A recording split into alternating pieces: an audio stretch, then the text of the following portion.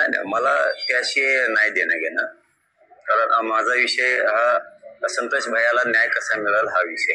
आता हे 20 वर्षाचे आहेत का त्यांचे 30 वर्षाचे आहेत, यापेक्षा संतोष भैयाच्या न्यायाचं काय प्रकरणात काय झालं बरं का, ते प्रकरण इतक्या पद्धतशीरपणे हाताळण्यात आलं की ते पद्धतशीरपणे त्या प्रकरणाचा कार्यक्रमच केला. पद्धतशीरपणे म्हणजे विल्हेवाट लावलेली त्या प्रकरणाची.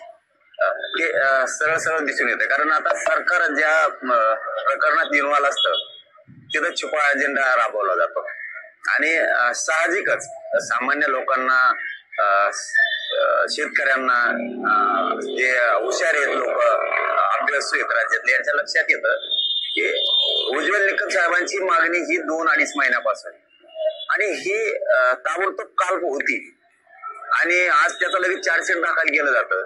म्हणजे पद्धतशीरपणे या प्रकरणाचा नायनाट केलेला आहे. पद्धतशीरपणे हे कार्यक्रम लावलाय या प्रकरणाचा. कारण आता 6 आरोपी कोणी होणार नाही. चार्जशीट दाखल झालं म्हणजे तपास संपला. म्हणजे बहुतेक तर असं ऐकण्यात होतं आणि मला वाटतं धनंजय देशमुख सुद्धा एकदा म्हणले होते की आणखीन 2 महिने तरी किमान तपास चालणार आहे. चार्जशीट इतक्या लवकर दाखल होणार नाही.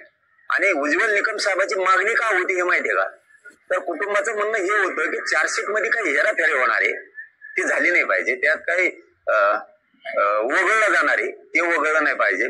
म्हणून अगोदर जर वकील दिले तर ते चार्जशीट वरती लक्ष ठेवतील, तपासावरती लक्ष ठेवतील, जे जे काही गोष्टी सांगायच्या ते सांगतील. हे देशमुख कुटुंबाचं म्हणणं होतं, माझं नाही.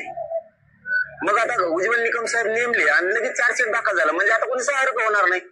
म्हणजे सरकारनं बरोबर त्यांचे गुंड मित्र वाचवले, पण संतोष भैया पक्षाचा एक निष्ठावान असून सुद्धा त्यांना न्याय देण्याच्या दृष्टिकोनातून गुंडाचा नायनाट केलेला नाही. हे मॅटर पद्धतशीरपणे सरकार पक्षानं आणि त्यांच्या प्रतिनिधीने संपवलेलं आहे.